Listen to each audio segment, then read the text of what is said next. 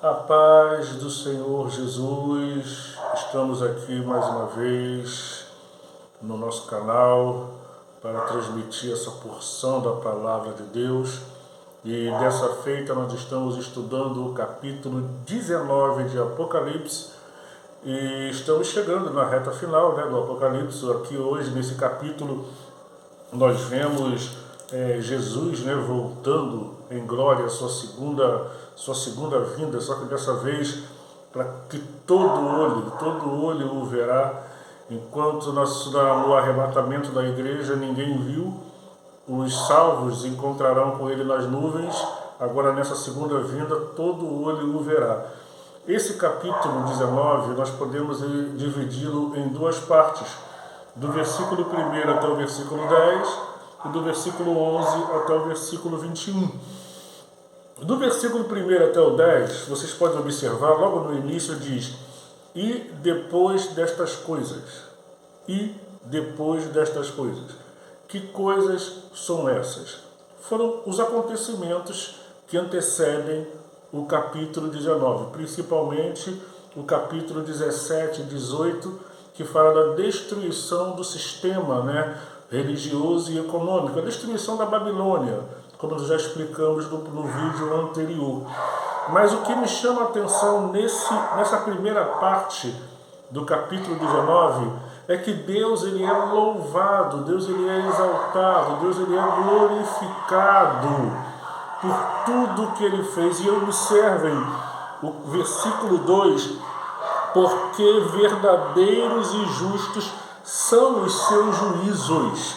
Ou seja, Deus é glorificado pelo seu juízo sobre a terra.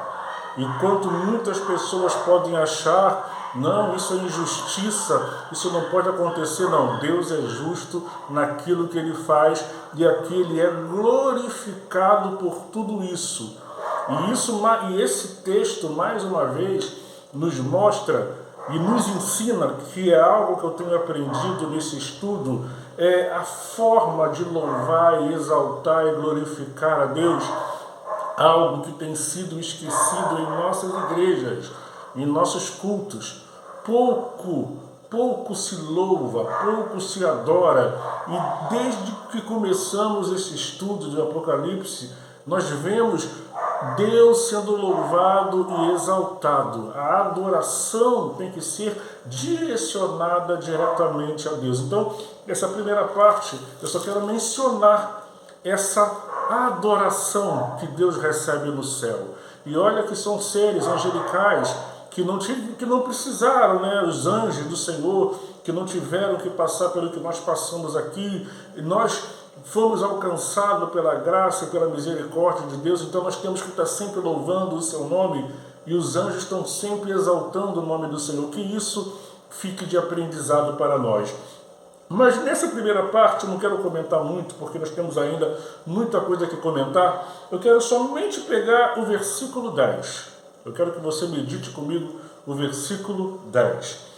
Depois dele receber, dele ter toda essa visão, olha o que João faz: e eu lancei-me aos seus pés para o adorar. Ele quis adorar o anjo, ele quis reverenciar aquele anjo, mas ele foi duramente repreendido pelo anjo, porque qualquer objeto que nós venhamos a se inclinar para adorar, na Bíblia chama de idolatria, e anjos não recebem adoração. E isso está comprovado aqui, que o próprio anjo o repreende: opa, não faças tal. E ele ainda diz: eu sou conservo seu e dos seus irmãos, adore a Deus. A nossa adoração tem que ser somente para Deus. Muitos adoram o homem, exaltam o homem, colocam o homem lá em cima. Muitos temem ao homem devido à sua posição, devido, os seus bens, aquilo que ele tem, suas riquezas. Não. É um ser como eu, O fato dele ter riquezas, o fato dele ter estudo, o fato dele ter mais sabedoria, não me diminui, não e nem tampouco o exalte. A nossa adoração ela tem que ser direta para Deus. Que nós venhamos aprender com João e com o anjo que deu essa lição para João.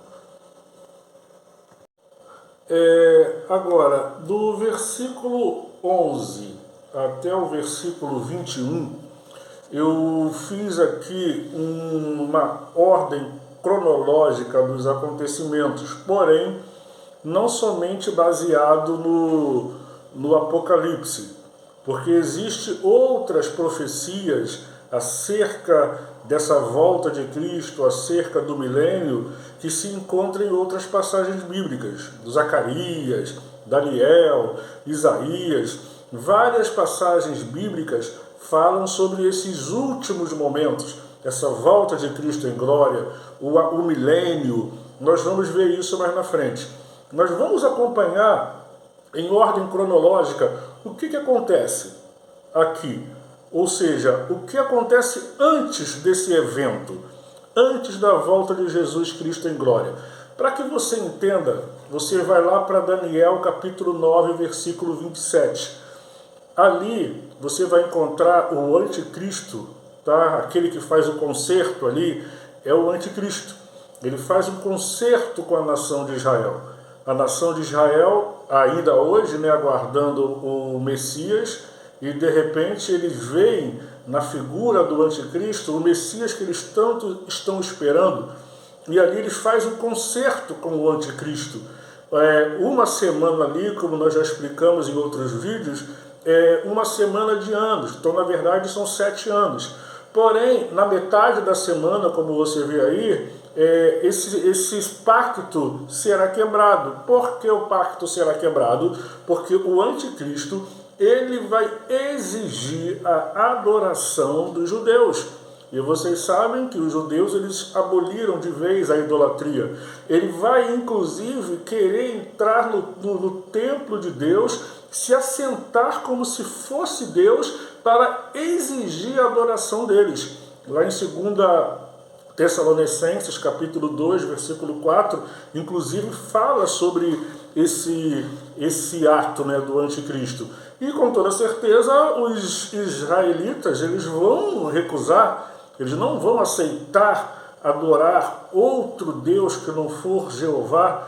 E aí o pacto vai ser quebrado e o anticristo vai reunir as nações que está sob seu comando para pelejar contra Israel. Eu anotei aqui isso em ordem cronológica. Se você ler em Zacarias, do capítulo 12 até o capítulo 14, ele vai falar sobre esse cerco que o anticristo fará em Israel na tentativa de aniquilá-los, né? Como você sabe, você já deve ter lido na Bíblia, sempre foi a intenção do diabo acabar com a nação israelita. Nós vemos isso na Bíblia e nós vemos isso na história, né? Quando Adolf Hitler tentou exterminar esse povo da face da terra e não conseguiu. E agora na figura, no anticristo, mais uma vez o diabo ele vai tentar aniquilar o povo de Deus. E nesse momento, quando o povo estiver cercado, sem ter condições bélicas de resistir ao exército, né, do anticristo, vai acontecer algo interessante. Se você abrir a sua Bíblia aí em 19:11, ou seja, quando eles virem, de Apocalipse 19:11, quando eles virem que não tem mais jeito, sabe o que eles vão fazer? Eles vão clamar por Jesus. Aí eles vão entender que realmente o que Jesus havia pregado era verdade. E eles vão clamar por Jesus, eles vão pedir socorro a Jesus. E aí o que acontece? Como você viu aí em 19:11, eis que vem Jesus. Eis que aparece Jesus. E um detalhe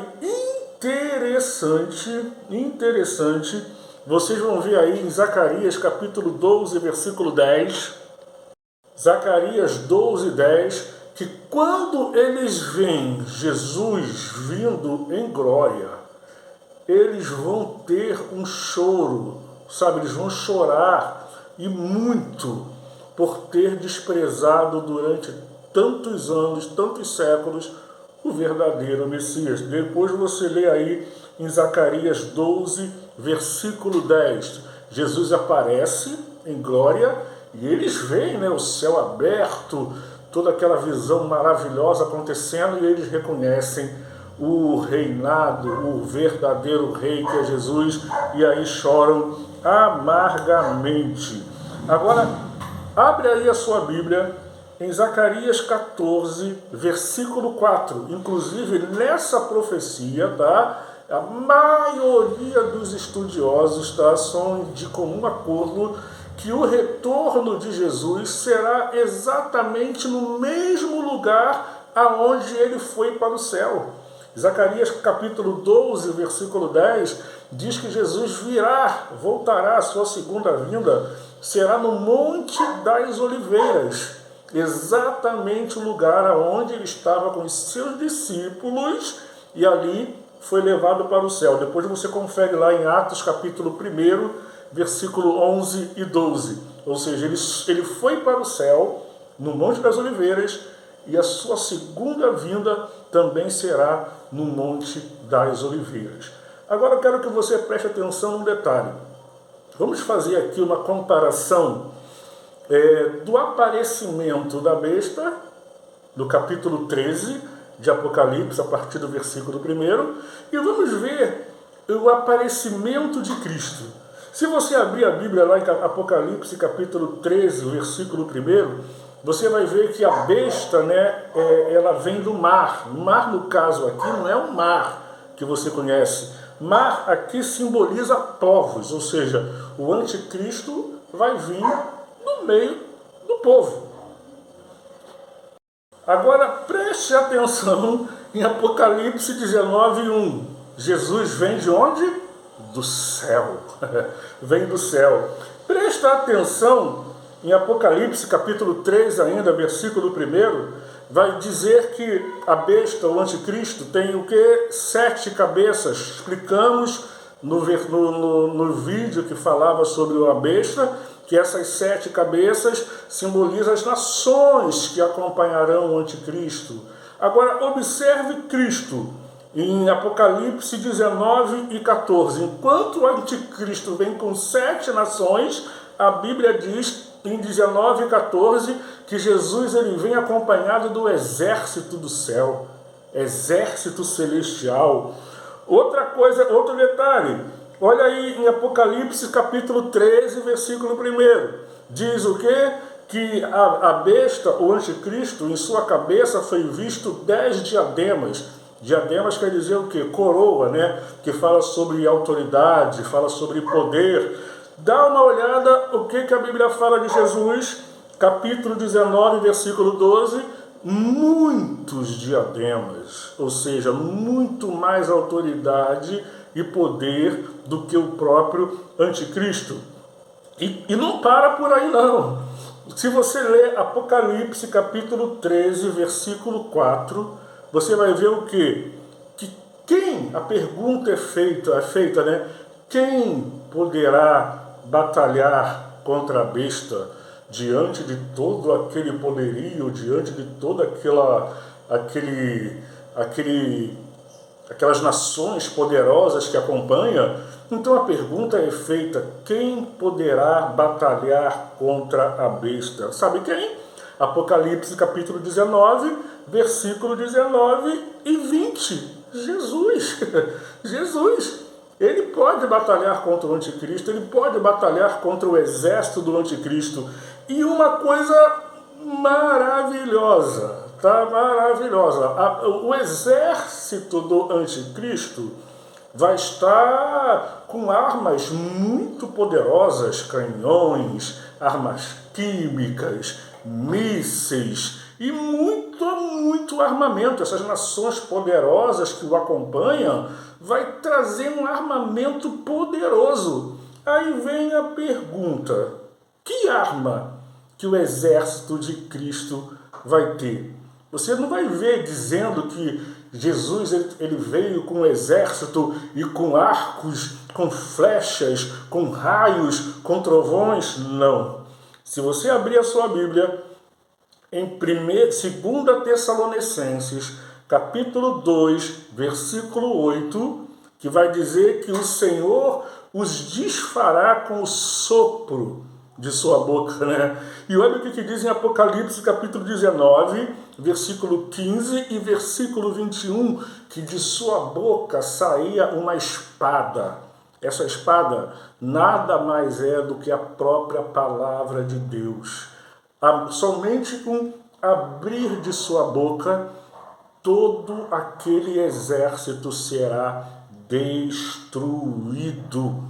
Todo aquele exército será destruído. Você que é leitor da Bíblia, com certeza você vai se lembrar do que aconteceu com o exército assírio que cercou Jerusalém e numa noite somente um anjo acabou com mais de 180 mil soldados. Somente um anjo. E aqui quem vai estar é o Rei dos Reis e Senhor dos Senhores. Somente com o abrir de sua boca, todo aquele exército será desfeito. E assim ele retorna em glória. E o que acontecerá depois? O que acontecerá depois? Você está vendo aí que o anticristo e o falso profeta foram lançados no lago de fogo. Mas e a mente por trás de tudo isso? O que acontecerá com a mente por trás de tudo isso, que é o próprio Satanás, o dragão, a antiga serpente? No próximo vídeo, vamos estar falando sobre a prisão de Satanás e o milênio a qual Jesus será instaurar aqui nesse mundo o milênio. Não é fantasia, não, é bíblico. Existe centenas de versículos na Bíblia que fala sobre o milênio. Não é um, não é dois, não é três. Centenas de versículos na Bíblia que fala sobre o milênio. Por isso, inclusive, o vídeo sobre o milênio, nós vamos ver se nós dividimos ele em duas partes, porque existe muita dúvida. Quem vai entrar no milênio? Aonde será o milênio? Onde estarão os crentes arrebatados durante o milênio? Então, tudo isso nós vamos tirar essa dúvida. Então, aguarde aí. No próximo vídeo estaremos falando sobre a prisão de Satanás por 1000 anos e a instauração do milênio por Jesus. Até o próximo vídeo, se Deus assim nos permitir.